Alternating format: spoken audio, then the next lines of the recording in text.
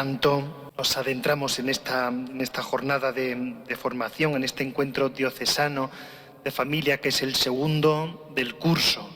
Quiero agradecer en primer lugar a nuestros delegados, a Rubén y Encarna, a Diego, el conciliario, que preparan estos encuentros con tanto cariño y que tanto bien nos hacen. Es una alegría también pues que las siervas quieran grabarlo, porque tenemos esta tarde un ponente de excepción, que luego nos presentará Rubén.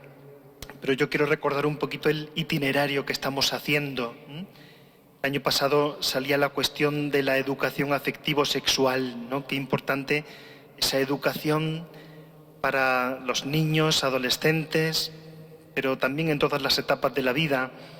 Por eso el primer encuentro, el 16 de noviembre, que fue en Torrejón, en la parroquia del Rosario, Isabel Dones nos habló de la educación afectivo-sexual en la familia.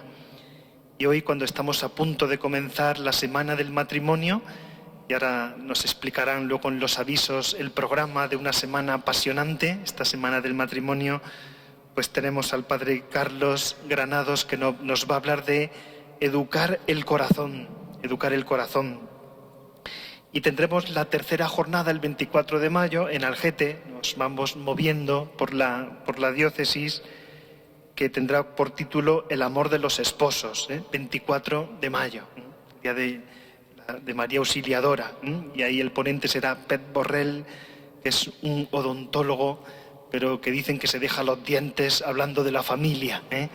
Así que bueno, que yo creo que es un programa muy bonito, pues para trabajar toda esta cuestión de los afectos, del corazón, de nuestra educación al amor, ¿no? Yo siempre que nos encontramos os animo a no solamente ser receptivos, sino a ser misioneros de pastoral familiar, ¿no? La familia tiene que ser sujeto de evangelización, no solamente pues a ver qué nos cuentan hoy, sino a ver qué nos cuentan para ver qué hacemos nosotros, ¿no? Ese dinamismo misionero que queremos impulsar, ¿no? Tenemos como ese sueño de crear una red de familias, es decir, que todas estas cosas que organiza la delegación llegue a todas las familias de la diócesis, ¿no? Está también el vicario de evangelización que nos he saludado.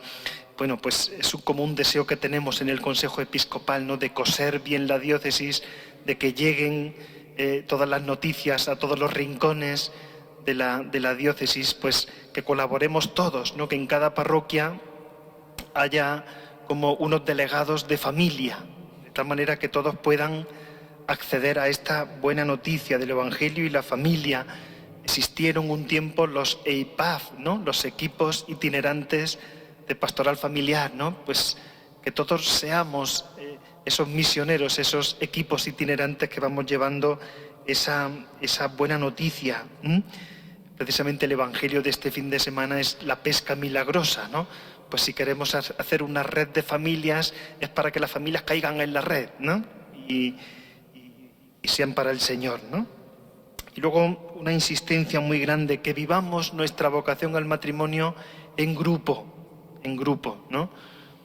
Me da mucha alegría cuando veo muchos que sois de equipo de Nuestra Señora. Del año pasado a este hay 2 equipos más. Ay, qué alegría, ¿no? Qué bendición del Señor, ¿no? Que sigamos así. Otros pertenecéis a Proyecto Amor Conyugal, que siguen con sus retiros y sus reuniones de parroquia. Y otros sencillamente pues sois de parroquia, de vuestros grupos o de otros movimientos. Da igual, el apellido da lo mismo, lo importante es el nombre. Somos matrimonios de Jesucristo, familias que queremos vivir nuestra vocación a la santidad y juntos ir trabajando como diócesis en la preparación al matrimonio, en la escuela de padres, en tantas y tantas iniciativas como son necesarias para cuidar la familia, siempre en estrecha colaboración con nuestro centro de orientación familiar, ¿no? Bueno, yo no quiero quitar ni un minuto más al Padre Carlos, Estoy muy contento que esté aquí esta tarde. Yo le conocí cuando él y yo éramos seminaristas, precisamente en el máster de pastoral familiar que organizaba el Instituto Juan Pablo II, y bueno, para mí fue, me hizo mucho bien, me enriqueció mucho conocerle, conocer a los discípulos de los corazones de Jesús y de María, y cómo trabajan la pastoral familiar, ¿no? Y la educación, el mundo de la educación en general, ¿no? Recuerdo que cuando íbamos a aquellos encuentros, los seminaristas era un poco raro porque eran para matrimonios, ¿no? Pero a mí me hizo mucho bien ir conociendo todo este mundo cuando era seminarista. Pues una ocasión tengo esta anécdota, ¿no? Estábamos comiendo en una mesa porque nos decían, vosotros mezclaros con los matrimonios, pero claro, las mesas eran de 4, cuando te sentabas rompías un matrimonio, pero bueno, pues ahí te metías, ¿no? Y me acuerdo que me pregunta un matrimonio, oye, ¿y tú? Digo, no, y se me queda así mirando y dice, nosotros el sintotérmico, ¿no?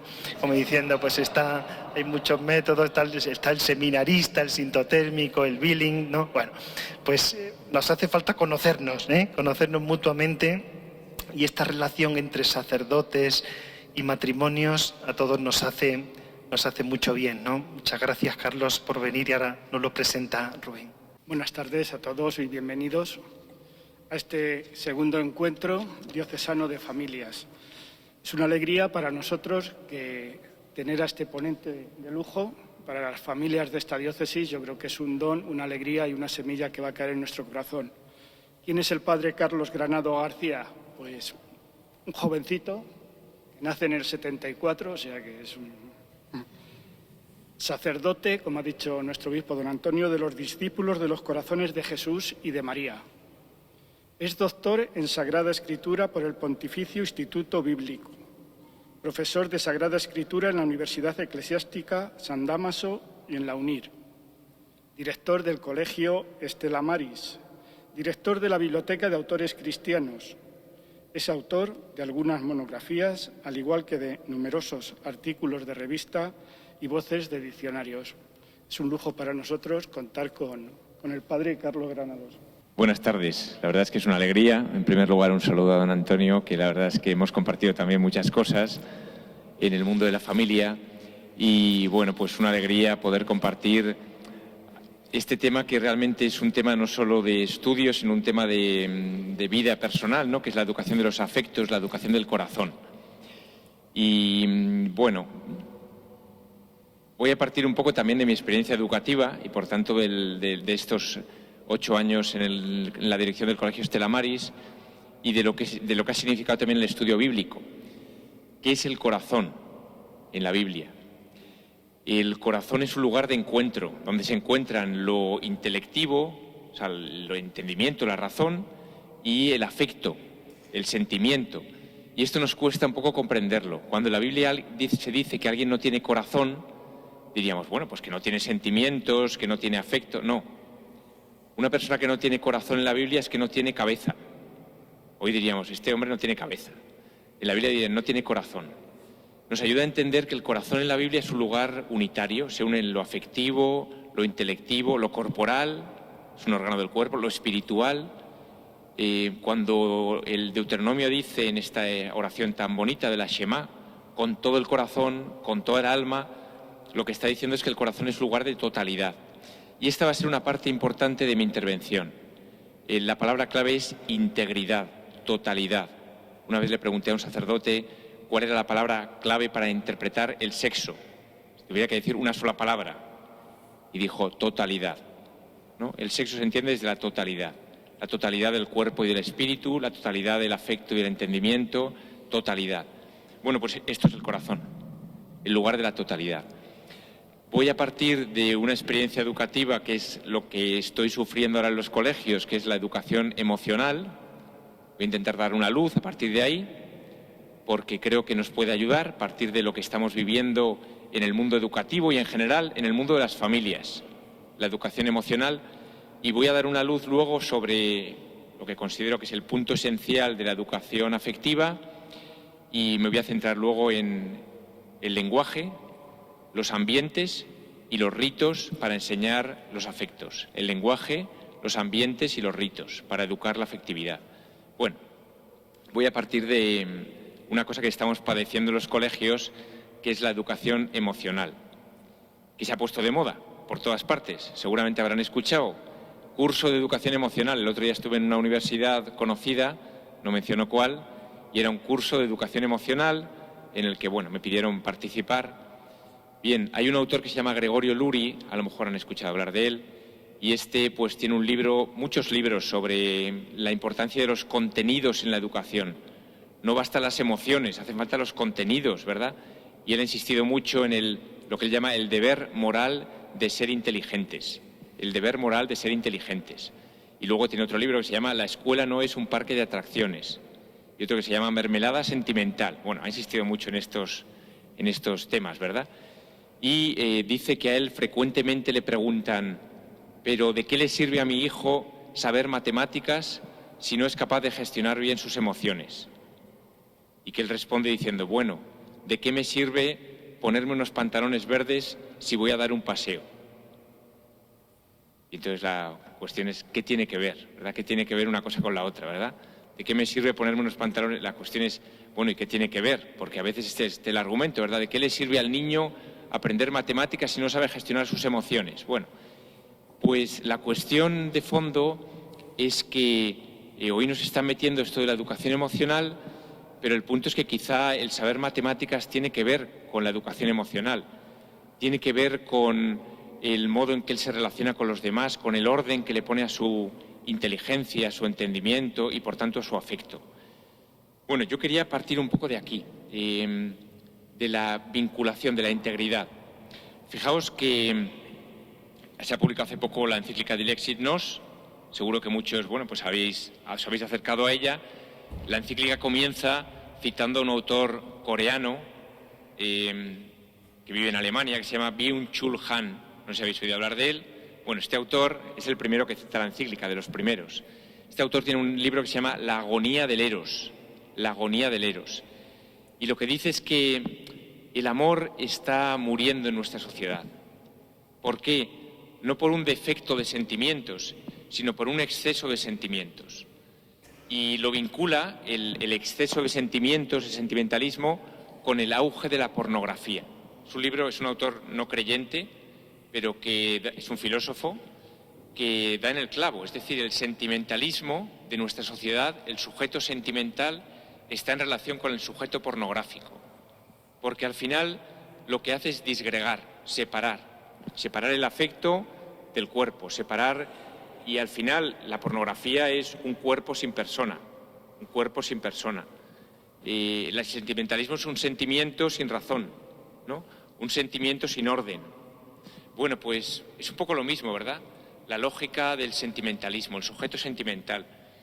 Leí hace poco un autor ya antiguo, del año 1983, no tan antiguo.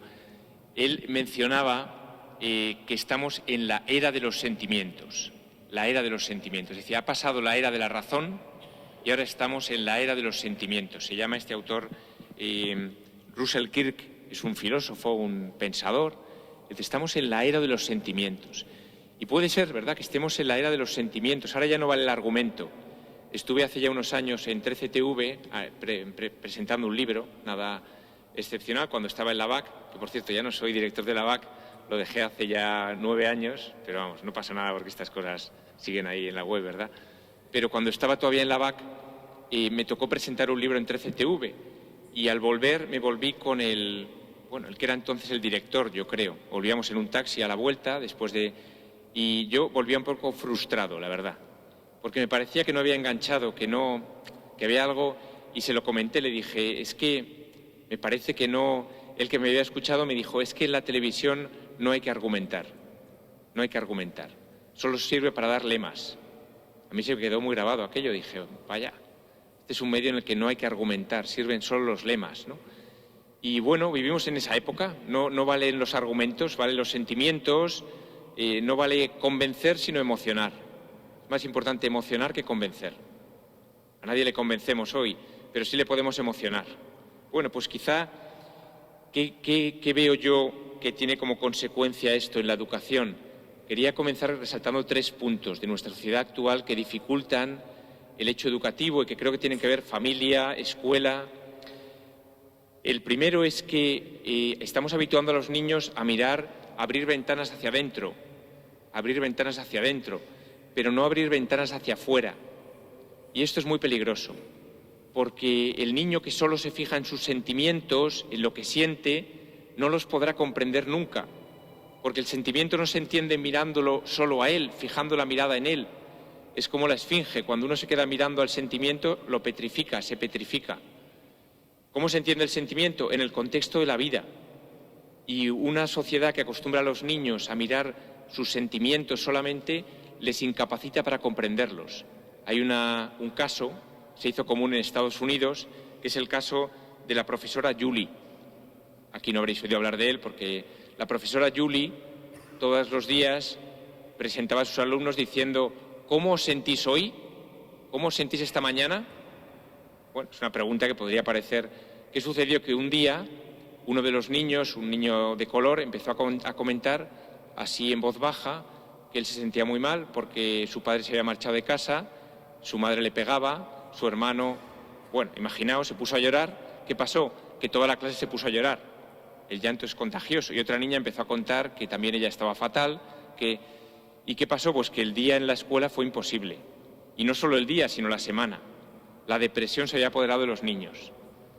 ¿Y qué pasa? Que esta pregunta, ¿cómo os sentís hoy?, repetida al niño todos los días, es muy peligrosa, porque le hace centrarse en sus sentimientos sin entender el marco en que los puede vivir, ¿no? Es una mala gestión, por decirlo así, de los sentimientos, de los afectos.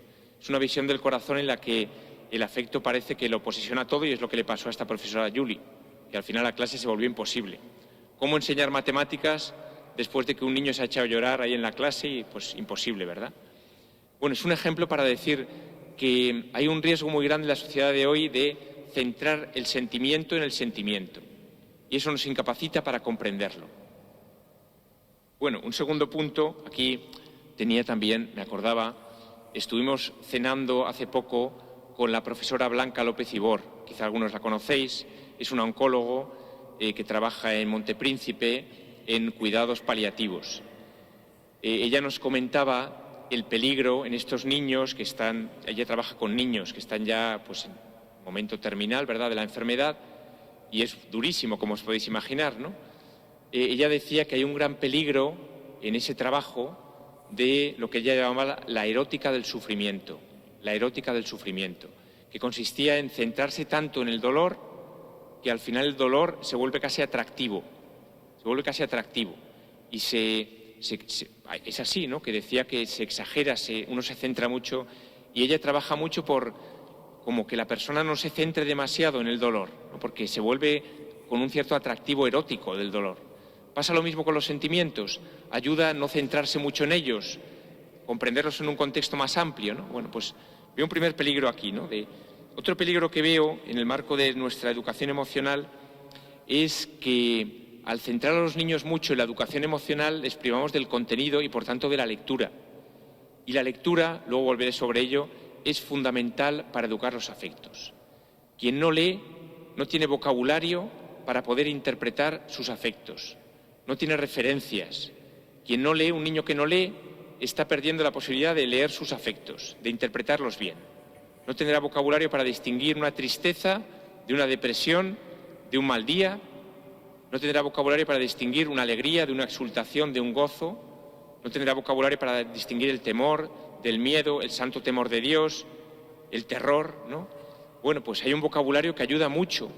Quien no tiene vocabulario no puede interpretar los afectos. A este respecto me venía, a lo mejor conocéis a Franco Nembrini, me he traído aquí alguna bibliografía para luego si alguien quiere, y este libro a lo mejor lo conocéis, El infierno, comentario a la Divina Comedia de Franco Nembrini.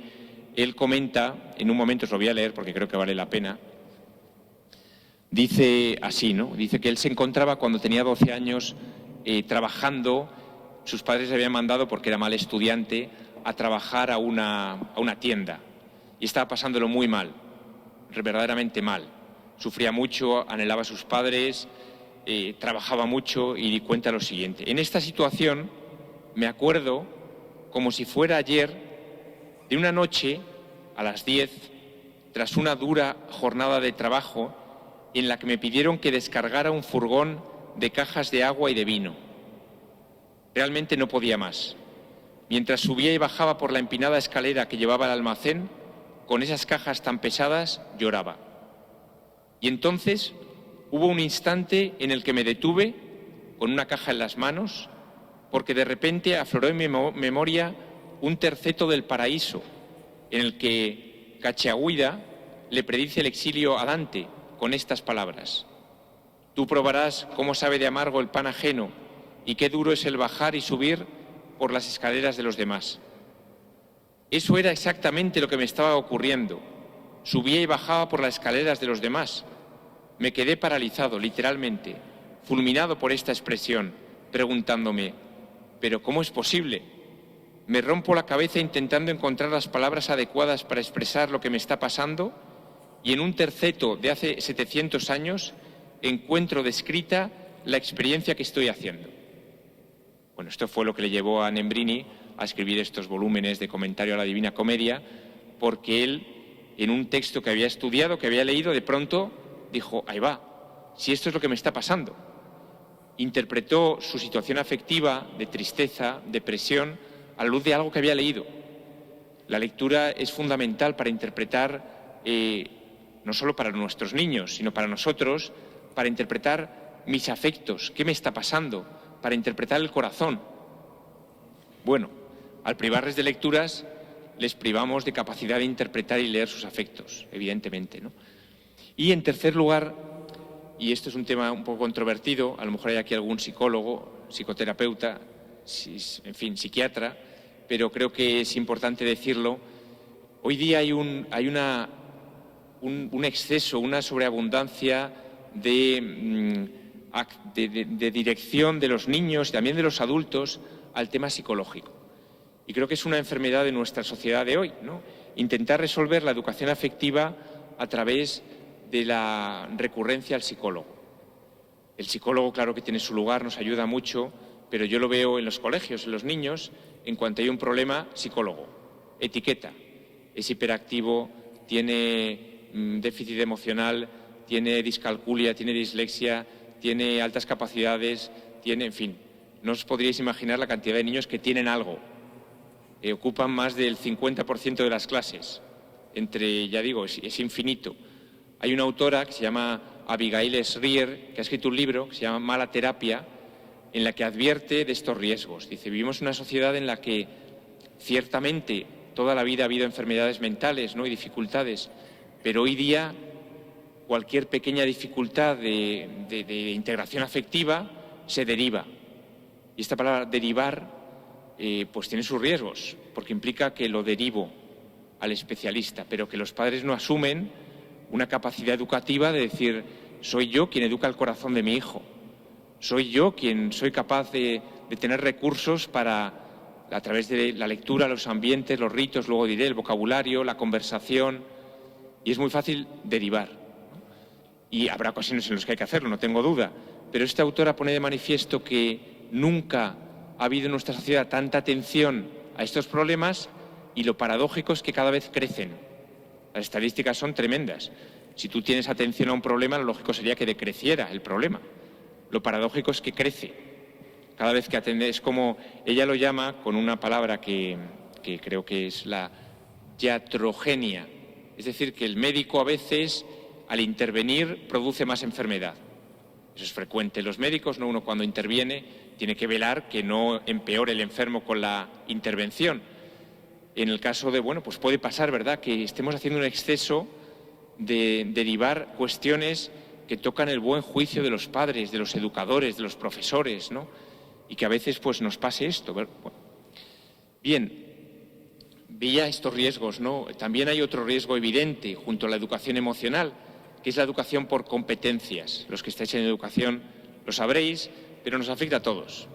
La educación por competencias, y es como si la educación emocional, la educación afectiva fuera otra competencia más. Está las matemáticas, la lengua y luego la educación emocional, ¿no? Como si fuera otra asignatura, como si fuera una cuestión sectorial. Y esto de ninguna manera es así. La educación emocional, la educación afectiva, voy a usar a partir de ahora, toca toda la vida, no es una cuestión sectorial. Ahora me dedico con el niño a enseñarle esta competencia. No tiene ningún sentido, es como compartimentalizar algo que toca la vida entera de la persona, ¿no?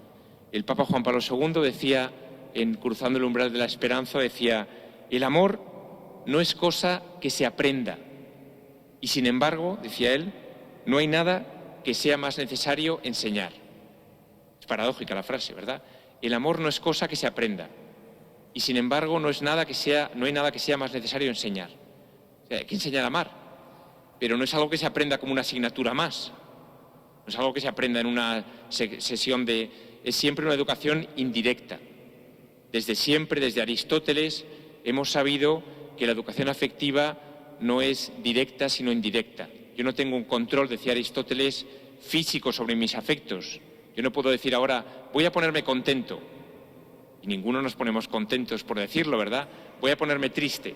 Aristóteles decía que tenemos un dominio político sobre los afectos. Político. Es decir, que yo, si soy un buen gobernante de mis afectos, iré poco a poco, sí, gobernándolos bien, ¿verdad? Dándoles un buen gobierno, pero no tengo un control físico sobre ellos, ¿no? Y esto es muy importante. Es algo que nos resulta evidente desde tiempos antiguos, pero que estamos olvidando.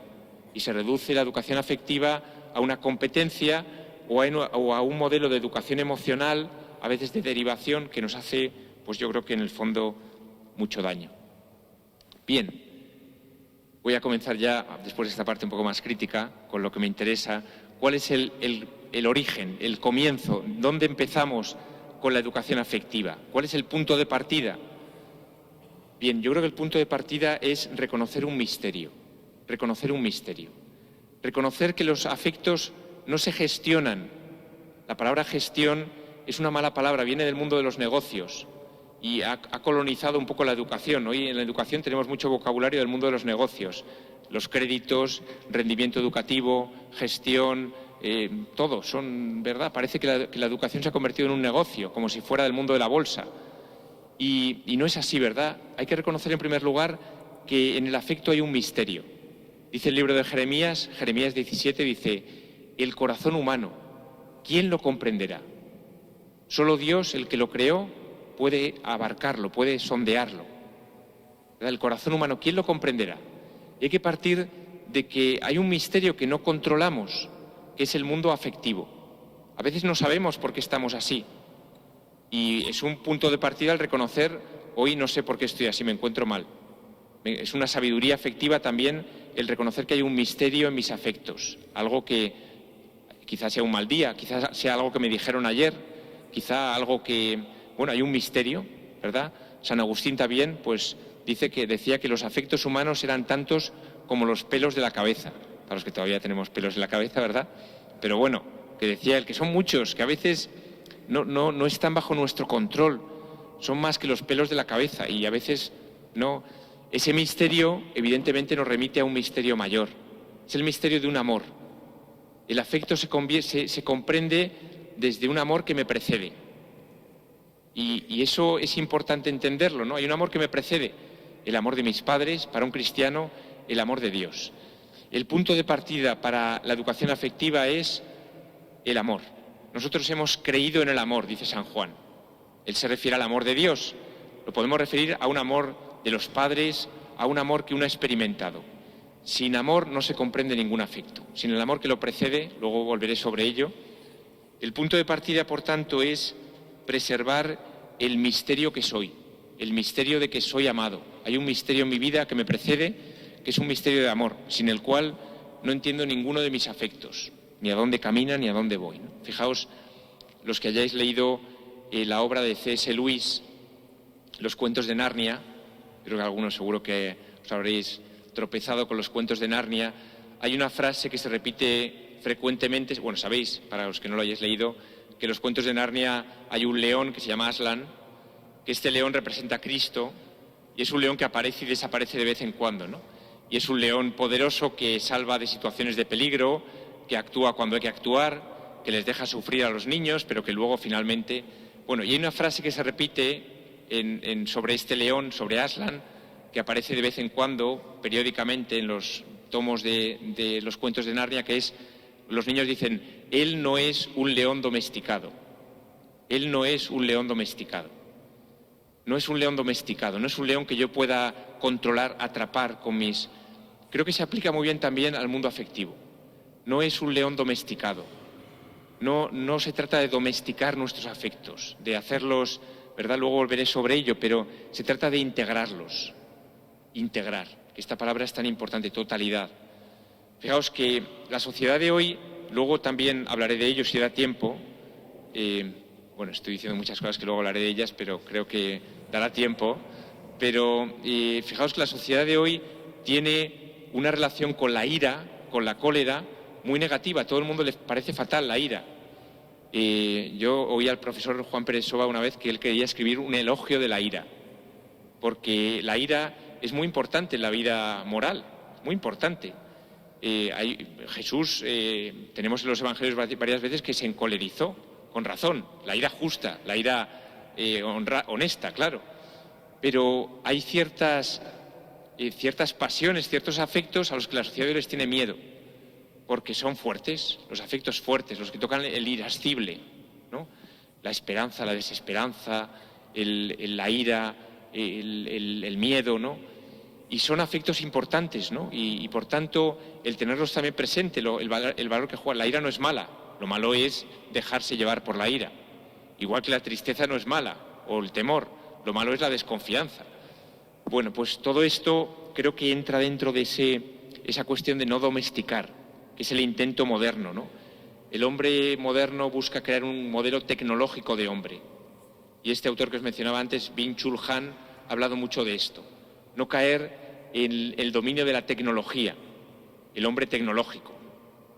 Bien, y por tanto el punto de partida es el misterio afectivo, soy amado, si queremos, con otras palabras, de Romano Guardini, la aceptación de sí mismo. Tiene un librito, Romano Guardini, no lo he traído, pero vale la pena leerlo, la aceptación de sí mismo. Y ahí Romano Guardini dice que el punto de partida de las virtudes, de la adquisición de una vida buena, es aceptarme, aceptación de sí mismo. También Gregorio Luri hace un elogio de la familia imperfecta. Bueno, aceptación de que no somos una familia perfecta, el elogio de la familia imperfecta, ¿no? La aceptación de sí mismo. Bueno, pues este es el punto de partida. Bien, este punto de partida implica situarnos ya en lo que llama MacIntyre, Alasdair MacIntyre, un filósofo escocés que vale la pena leer, poco denso a veces, pero interesante, ¿verdad? Él dice que hay dos modelos de educación, que marcan como dos caminos. Dice, el primer modelo de educación es el modelo, dice, satisfacer deseos del niño o del adulto, me da igual. Es decir, satisfacerlos, gestionarlos, satisfacer deseos, ¿verdad? El niño tiene deseos, le apetece chocolate, bueno, no te lo doy ahora, te lo daré más tarde, gestiono, satisfago. Bien, moverse en ese ámbito es un camino educativo. Dice, hay otro camino, que es el que llama transformar deseos, la transformación de los deseos. Ya no es gestionarlos o satisfacerlos, sino generar en el niño nuevos deseos. Y esta es la vía fecunda, la vía que realmente queremos seguir, ¿no? La transformación del deseo. No me conformo con gestionar o con más o menos satisfacer, sino con transformar. Esto requiere del educador una exigencia mucho mayor. Ya no es solo que voy a decirte más o menos cómo sino que, y el deseo es imponente, luego volveré sobre ello también, pero el deseo es imponente, ¿no? Esto implica que la educación siempre tiene que moverse entre dos frases importantes. La primera es, que esta sobre todo la da la madre en casa, eres amado incondicionalmente. Y esto, pues es un punto de partida, decía antes, eres amado incondicionalmente. Es un lenguaje sobre todo materno, acogedor, pero hay otro lenguaje complementario que es, eres amado por lo que estás llamado a ser. Te quiero por lo que vas a llegar a ser. Te quiero por lo que eres, te quiero por lo que puedes ser, ¿no? Y esta segunda afirmación a veces la sociedad de hoy no la da. Y sin esa el deseo se queda sin su provocación. Se queda solo con la acogida, eres amado por lo que eres amado por lo que estás llamado a ser. La segunda afirmación como que es también muy importante, ¿no? Bien. ¿Qué pasa cuando esto que estoy diciendo, es decir, el punto de partida de que eres amado, la acogida de sí mismo, el amor incondicional que me precede, cuando no se tiene en cuenta esto, pues se cae en modelos que no sirven, ¿no? Voy a mencionar algunos. Modelos que no sirven. He mencionado alguno. Gestionar afectos. Gestionar afectos. Hay un autor, ya un poco antiguo, que a lo mejor algunos habéis oído hablar de él. Es un autor, bueno, interesante, estuvo muy de moda en los años 80, 90, Daniel Goleman, que tenía un libro que se llamaba Inteligencia emocional, inteligencia afectiva, Goleman. Estuvo muy de moda hace ya como 10, 20, más bien 20, 30 años. Y él hablaba, bueno, se puso de moda porque era el primero que hablaba de esto de gestionar los afectos, inteligencia emocional. Y está bien. O sea, él se dio cuenta de que los afectos son clave en nuestra vida, no esto que decía un sacerdote que yo conocí, no, lo afectivo es lo efectivo. Lo afectivo es lo efectivo. Lo que realmente transforma la vida es el afecto. Pero ¿basta con gestionarlos? ¿Es una palabra suficiente para entender lo que es el afecto? Naturalmente que no. Es una palabra enormemente pobre para entender lo que es el afecto. El afecto no basta con gestionarlo, sino que hay algo más, ¿no? Una segunda solución, aparte de la de Goleman, es la del control. Controlar los afectos, ¿verdad? Como son peligrosos, pues ponerles coto, ¿verdad? Y esto es la solución del racionalismo. Habréis oído hablar de Descartes, este filósofo que él decía, pienso, luego existo, su punto de partida era el racionalismo. El afecto es peligroso. Mejor no entrar en el terreno de los afectos. Me mantengo en las razones, en el ámbito de la razón. Bueno, controlar, gestionar, ¿verdad?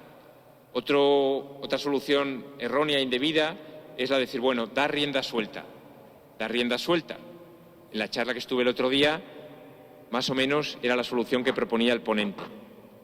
Mira, no hay que decir al niño que sus afectos están mal. Él tiene su tiempo, tiene su ritmo, déjale que se enfade, déjale que coja la rabieta, déjale... A mí me parecía que el dar rienda suelta no basta. Al niño hay que darle una palabra que le ayude a interpretar lo que le está pasando. Si no, lo dejas a su rienda suelta, y sabemos lo que pasa en casa cuando un niño pues no tiene una interpretación de lo que le está pasando, ¿verdad? Bueno, ni dar rienda suelta, ni controlar, ni gestionar, he dicho antes, integrar dentro del marco de una totalidad, ¿no? Bueno, y eso cómo se hace, eso cómo se... Bueno, voy a aterrizar ya en tres marcos que me parecen importantes: el lenguaje de los relatos, los ambientes y los ritos. Y son para mí tres pistas que os ofrezco para educar el corazón, para educar los afectos. Voy a partir del primero, el lenguaje, los relatos. No hay nada más educativo que un buen relato. Acabo de terminar de leer un libro de Alfred Lansing sobre Shackleton, este explorador inglés que hizo el viaje por la Antártida. El barco se le quedó anclado en el hielo, se destrozó, tuvo que caminar 800 millas a pie con sus compañeros, se salvaron todos, una tripulación de más de 30 personas, temperaturas de 30 grados bajo cero, pleno polo sur, en fin, desesperada la situación. Después de caminar 800 millas, cogen una barca y llegan a una isla, la isla del Elefante, vuelven a coger una barquichuela y navegan otras 800 millas y llegan ya a Georgia del Sur, atraviesan la isla poblada de nieve, a pie, unos picos que no trepan hoy día ni los más aguerridos alpinistas, y por fin pues se salvan. Y es un canto al heroísmo. A mí, leyendo aquello, aparte de que me venía mucho frío cuando lo leía, porque estaban todo el día pasando frío, digo, pero para mí ha sido una experiencia de lo que es el heroísmo. Leyendo, las lecturas son importantísimas, son la mejor educación del afecto, pero vivimos en un mundo que ha perdido al sujeto lector. Os voy a leer un fragmentito breve, son 4 párrafos de este libro, Si esto es un hombre, de Primo Levi. Primo Levi fue un judío, estuvo en el campo de concentración en el año 43 al 45. Bueno, era un judío, pero era un judío ateo. Entonces, pues bueno, al final perdió la esperanza, pero hay un momento cuando está en el campo, el libro es tremendo, Si esto es un hombre, porque bueno, imaginaos el campo de concentración, lo cuenta con un realismo que te viene. Pero hay un momento que él dice lo siguiente: está un día trabajando, jornadas de trabajo de 12 horas en el campo de concentración, volvían al campo una taza de caldo medio líquido, y volvían al barracón, por supuesto sin calefacción ni nada parecido, con 4 mantas, temperaturas bajísimas ahí en el campo de concentración, y bueno, pues ahí hacían lo que podían para medio dormir, bueno, enfermedades, contagios, lo que os podáis imaginar, ¿no? Y estando en ese momento de trabajo dice lo siguiente, dice, encuentra un amigo de trabajo que se llama Piccolo y dice, mira, atento, Piccolo, abre los oídos y la mente, le dice, necesito que entiendas esto.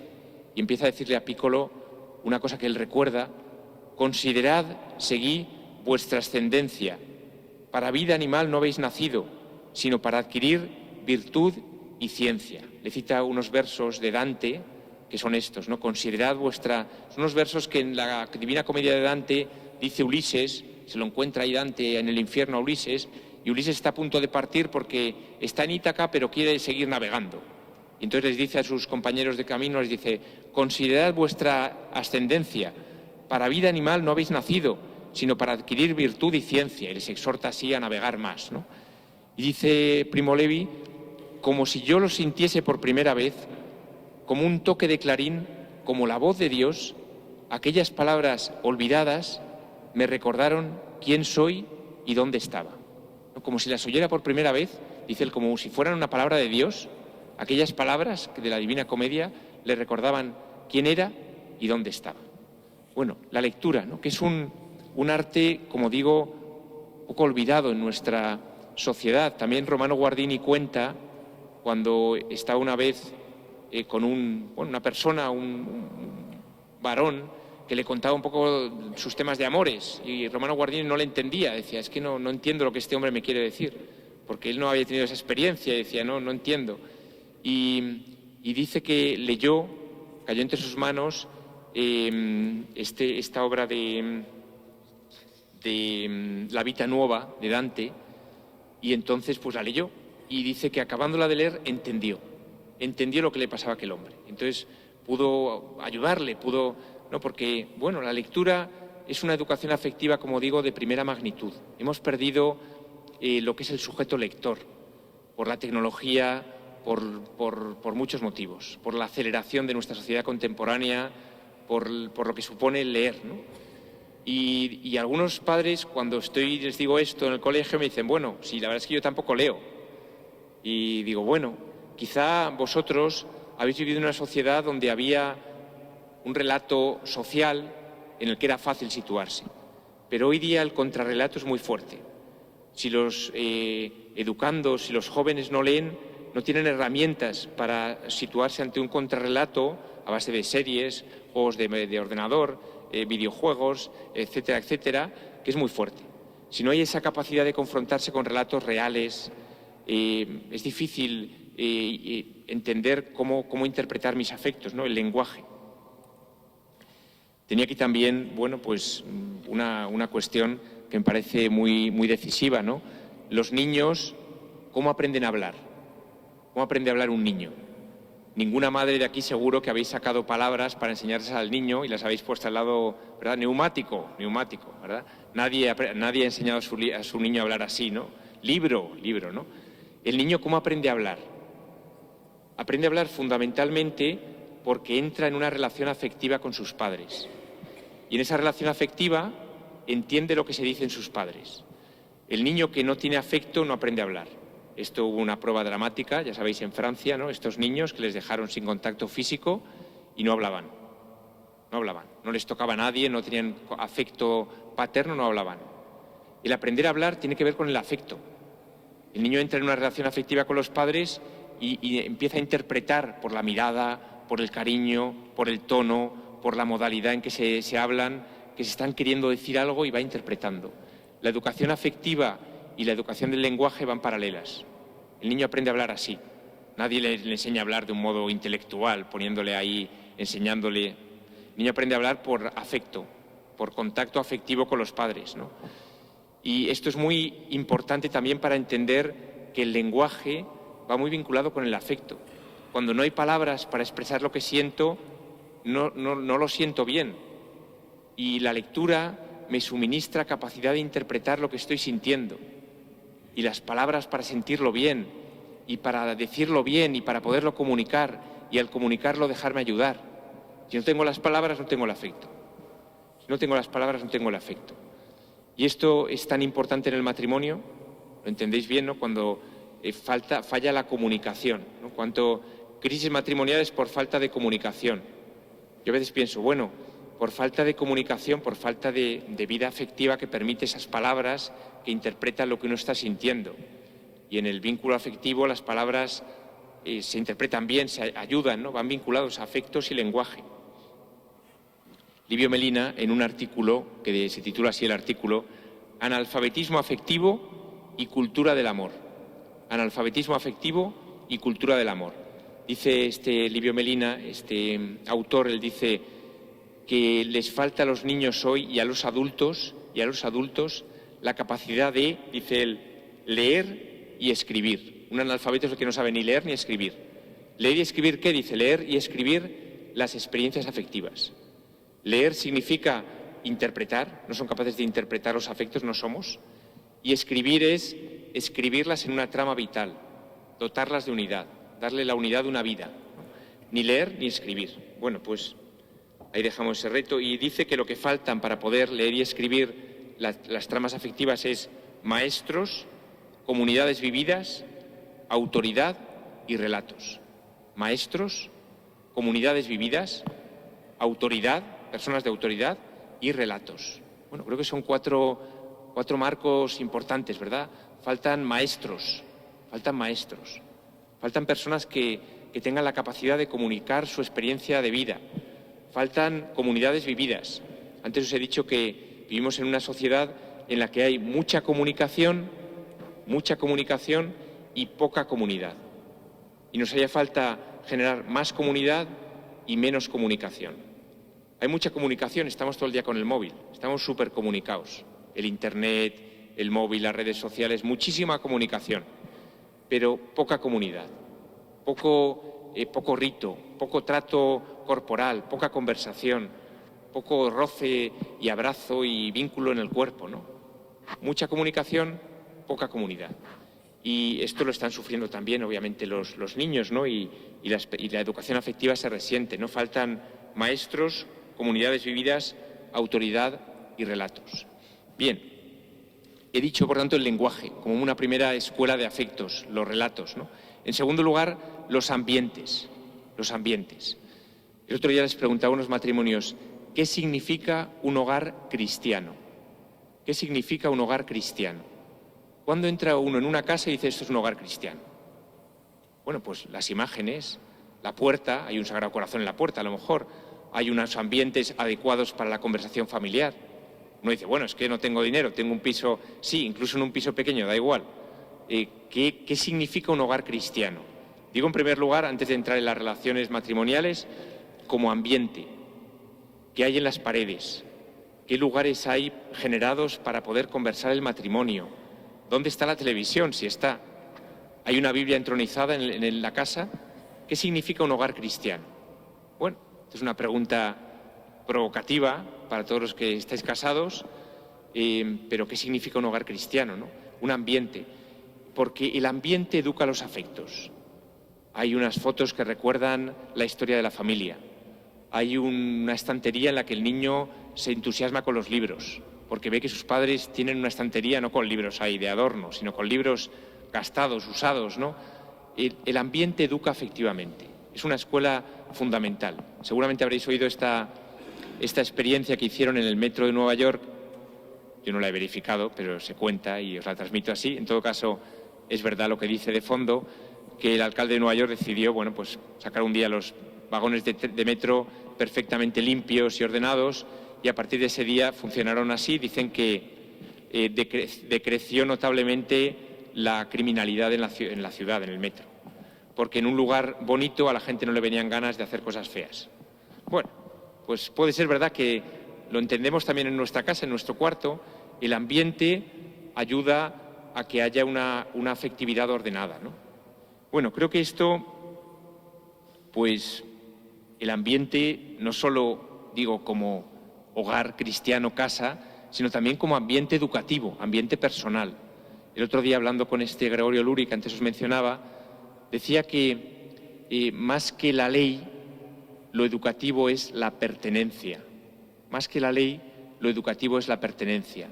Y más que decirle a un niño no hagas esto, lo ideal sería los Fernández no hacemos esto, o los González no hacemos esto, o los García no hacemos esto, ¿no? Nosotros, esta familia, que somos los González, no hacemos esto. Es más útil que decirle al niño esto no se hace.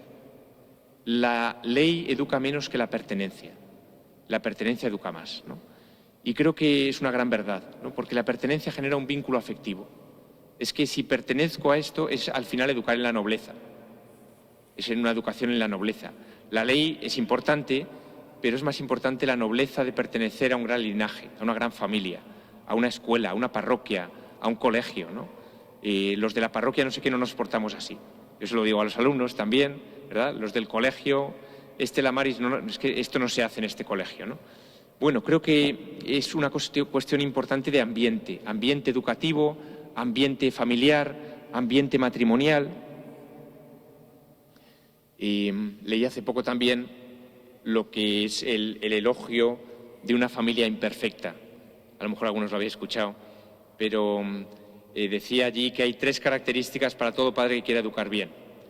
Y decía que la primera característica de todo padre que quiera educar bien es que, decía, tener al segundo hijo antes que el primero. Lo decía, entonces fenomenal, ¿verdad?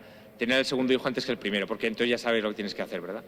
Y entonces decía, la segunda característica es que el órgano educativo sea el oído y no el ojo.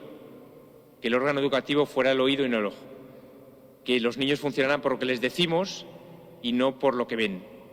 Entonces sería fenomenal, ¿verdad? Si funcionaran por lo que les decimos, si el órgano educativo fuera el oído y no el ojo, pues fenomenal, ¿verdad? Y la tercera decía también, que no me acuerdo ahora, pero decía, sí, claro, decía también poder controlar el estado de ánimo de los niños, que cuando tengan que estar contentos, estén contentos. Día del cumpleaños, contentos. Día de penitencia, tristes. Día de tal, contentos, ¿no? Poder, bueno, porque los niños, que es justo lo contrario, ¿verdad? Día del cumpleaños, enfadados. El día del no sé qué, bueno, pues son 3 características de todo buen educador que, como entendemos, son imposibles. Son imposibles, ¿verdad? Nadie tiene el segundo hijo antes que el primero. Y, por tanto, pues era el elogio de la familia imperfecta. Es decir, el ambiente educativo no es el ambiente perfecto, pero es un ambiente suficientemente bueno para educar, suficientemente bueno. Y el afecto se va modelando en ese ambiente, se va modelando. No pretendemos generar un ambiente perfecto, pero sí un ambiente suficientemente bueno en que se pueda modelar el corazón del niño o de las personas, ¿verdad? Y en tercer lugar he dicho los ritos, ambientes, relatos, ritos. Fijaos que los ritos son importantísimos. El otro día en la Francisco de Vitoria me tocó dar una conferencia sobre ritos de paso en la educación, un tema absolutamente olvidado y desconocido. Ritos de paso, que se han olvidado. Justo venía de hacer en el colegio un rito de paso muy bonito, habían venido los niños de segundo de primaria a entregar su lápiz y al cambio el director les daba el bolígrafo. Era el paso del lápiz al bolígrafo. Y fue un rito de paso espectacular, ¿verdad? Los niños llegaban ahí con su lapicero, un montón de niños de segundo de primaria, habían preparado un discursito, uno de ellos, y el discurso era que entendían que este paso era muy importante en su vida porque ahora lo que escribieran iba a quedar permanentemente escrito. Y entonces que era un rito de paso decisivo en su vida. Bueno, yo estaba ahí escuchándoles y la cosa me impresionó porque todo rito de paso de un educando es también rito de paso del educador, ¿no? Y entonces el rito de paso para ellos era muy importante, les ayudaba a entender que hay transiciones en la vida y este vocabulario lo hemos perdido y es fundamental para la educación afectiva. Si el niño no entiende que hay ritos, momentos en los que se le pide pasar, se le pide prometer, se le pide ahora comportarse ya como un adulto, la mayoría de edad, ¿no? Los pasos, el matrimonio naturalmente, ¿no? Los ritos son una educación afectiva fundamental, ¿no? Dice este autor, Byung-Chul Han, que he mencionado antes, habla de la muerte de los rituales.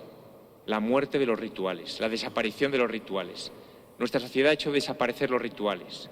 ¿Por qué? Porque no son prácticos, no son útiles para nada. No sirven para nada los rituales. Sirven para comprender dónde estoy, para comprenderme, para que la sociedad entienda que ahora es el momento para educar, pero no tiene una utilidad práctica, financiera, económica. Bueno, pues han desaparecido los rituales y, sin embargo, qué importante que la familia tenga rituales, que las parroquias tengan rituales, que los colegios tengan rituales, que haya ritos de paso, que haya ritos de iniciación, ritos de transición, ritos de culminación, ¿no? Bueno, pues al final decía Saint-Exupéry que el rito es el modo de colonizar el tiempo. El que no tiene ritos no habita el tiempo bien, no habita el tiempo. Habitar el tiempo por los ritos, ¿no? Bueno, pues quizá los hemos perdido y quizá por eso también nos encontramos en esta situación, ¿no? Necesitamos ritos, relatos, ambientes para educar el corazón. Bien, voy a terminar con una última parte que quizá también puede servir un poco como resumir un poco cosas que he dicho, que se refiere a la educación del deseo. ¿Cómo educar el deseo? Va a recoger un poco, recopila un poco cosas que he dicho, pero fijaos que el Papa Benedicto XVI habló repetidamente de una emergencia educativa, Vivimos en una emergencia educativa, y esto es así, ¿no? Y él decía que esta emergencia requiere una pedagogía del deseo. La pregunta es, ¿cómo se educa el deseo?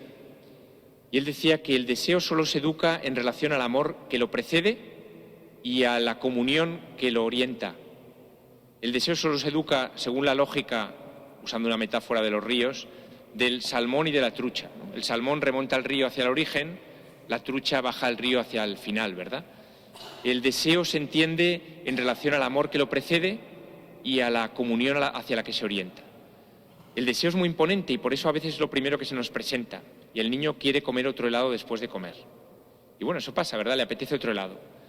El educador en ese momento, pues, no sabe, ¿verdad? Es la lucha de los padres de decir, bueno, pero es que al final la autoridad tiene un espacio de una cierta arbitrariedad. El niño se podría comer otro helado, a lo mejor. ¿Por qué no se come otro helado? Porque la madre decide que no es conveniente comer otro helado, ¿verdad? Podría haber hoy puré o calamares. La madre decide que hoy hay puré y hay que comérselo, ¿no? Y el niño entra en esa lógica de que hay una razón que él no alcanza del todo, no hay que explicárselo todo, pero de la que se fía de la autoridad, ¿no?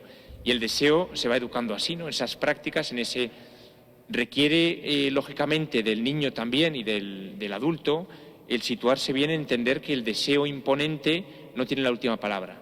Hay que remitirlo a un amor. La autoridad remite a un amor. Mira, porque te quiero, te comes el puré, ¿no? Porque te quiero, hoy no hay helado. No es un argumento, no es que el helado es poco saludable, porque otros días ha comido helado. El argumento es porque te quiero, porque entras en la comunión familiar, pues ahora no hay helado, ¿verdad? El niño tiene que entender que hay un amor al que remite ese deseo y que ese deseo tan imponente no se puede satisfacer porque hay un amor más grande, que es el amor de la comunión familiar. Porque te quiero, pues no hay helado hoy, porque es un día normal, es un lunes, no pega el helado, ¿verdad? Podríamos darle muchas razones, pero al final es la autoridad de la madre o del padre la que decide, ¿no? Porque el niño se tiene que fiar de que entra en una comunión. Evidentemente, nunca tenemos una varita mágica para acertar, ¿no? Pero sí que es importante que la imponencia del deseo la remitamos al amor que le precede y al gozo, a la comunión hacia la que se orienta, ¿no? Siempre la educación del deseo, bueno, pues entra en ese ámbito de lo que Santo Tomás de Aquino llamaba el concupiscible. Aquí podría hablar don Antonio mucho más de estas cuestiones, pero bueno, me meto en un campo así, solo tocarlo, pero me parece también importante para terminar, ¿no? El deseo se orienta desde un amor y hacia un gozo, una comunión. Pero hay otro ámbito, junto al concupiscible, que os he hablado antes del irascible, que son las otras afectos, ¿verdad? Las otras pasiones del alma, ¿verdad? El amor, el deseo y el gozo, pero también la ira. Y os he dicho antes que la sociedad de hoy no encaja bien esto de la ira. Y sin embargo, qué importante es educar en la ira. La ira sirve para afrontar lo difícil, afrontar lo que es difícil y, por tanto, vencer las dificultades y superarlo y confrontarse con los retos, ¿no? O sea, tiene como dos dimensiones, una negativa que es superar, otra positiva que es afrontar. Y la Biblia habla mucho de la ira, a mí me sorprende. El Apocalipsis habla de la ira del Cordero, la ira del Cordero. Y habla de la ira de Jesús también en muchos momentos, ¿no? Porque es importante, ¿no? Vivimos una sociedad en la que, lo comenta también Gregorio Luri en este libro, que por cierto recomiendo, Prohibido repetir, a los que, bueno, yo creo que vale para todos, es un libro interesante, sobre todo para los educadores, para los padres, pero en general, ¿no? Prohibido repetir, y él habla aquí de que ya desde Aristóteles se sabía que hay una cólera justa, necesaria para el buen gobernante, para el ciudadano, ¿no? Una cólera justa. Bien, encolerizarse cuando lo ordene la razón, también, ¿no? Que dice Aristóteles. Bien, voy a terminar simplemente, pues, un poco el recorrido, ¿no? que hemos seguido, partiendo un poco de la sociedad actual, de la importancia de las emociones, del tema como de esta educación emocional que está tan de moda y que priva a las emociones de su marco. Y he ofrecido como 3 pistas educativas, ¿no? La primera, los relatos, la palabra; la segunda, los ambientes, el espacio; y la tercera, los ritos, el tiempo. Y creo que nos pueden ayudar a educar el corazón, a educar los afectos, ¿no? Relatos, ambientes, ritos. Sin eso, el afecto se queda huérfano, sin origen ni fin. No sabemos interpretarlo. Y viene lo que he comentado de Livio Melina, en analfabetismo afectivo. Nos falta leer y escribir, leer los relatos y escribirlos en una historia, ¿no? La Biblia, pues, habla mucho del corazón y de los afectos y nos da pistas muy importantes, ¿no? Pero hay un momento en el libro del Deuteronomio en el que en la Pascua, pues los niños pueden preguntar, ¿no? Y recordáis ese pasaje de la Pascua cuando el Señor les dice a los israelitas que el día de mañana, cuando se reúnan para celebrar la Pascua, pues que el niño les preguntará ¿qué son estos mandatos y preceptos que nos mandó el Señor? Y es una pregunta imponente a un adulto. Responde, oye, ¿por qué vienes a misa? ¿Por qué cumples esta ley, ¿no? ¿Por qué ayunas los viernes de Cuaresma? ¿Por qué? ¿Qué son estos mandatos y preceptos que nos ha mandado el Señor? Es la pregunta del niño en la Pascua. Y ya sabéis, el adulto tiene que responder diciendo, éramos esclavos en Egipto y el Señor nos liberó y nos condujo a una tierra que emana leche. Tiene que contar la historia de la salvación. Para explicar la ley tiene que contar un relato, el relato de la salvación. Y esto vale también para nosotros, para los cristianos. Para explicar el porqué de la ley, pues tenemos que narrar un relato, ¿no? El relato, el ambiente, el rito, que nos ayudan a educar el afecto del niño que se pregunta por la imperiosidad de la ley y por qué la ley limita su deseo y por qué, pues, responder con relatos, ritos y ambientes educativos. Bueno, termino aquí. Muchas gracias.